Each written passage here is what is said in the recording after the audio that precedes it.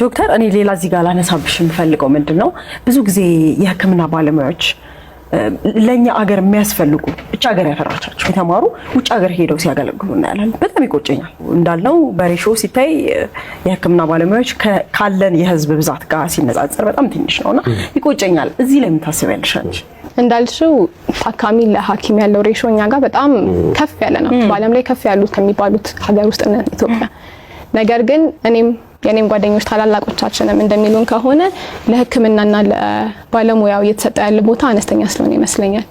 እንደሚባለውም ክፍያችን ከደሞዝ ጀምሮ እንኳን ገና ጀማሪ ይሁንና እስከ ስፔሻሊቲ ድረስ ሰብ ስፔሻሊቲ ያደረገ ሐኪምን እውነት ለመናገር ለመኖር የሚያበቃ አይነት እንትን አይደለም ክፍያ የሚከፈላቸው። ለዛ ነው አብዛኛው ሀገር እየለቀቀ እየወጣ ያለው። ነገር ግን ዞሮ መጨረሻ ላይ ለሀገር ፍቅር ለህዝብ ፍቅር መልሶ የሚያመጣቸው በጣም ብዙ አሉ። በሚሽንም በምንም እያሉ የመጡ እዚህ ያሉትንም ሐኪሞች ኢንስፓየር እያደረጉ የተሻለ ቦታ እንዲደርሱ የሚሞክሩ አሉ። ቁጭቱ ግን እረዳሻለሁ።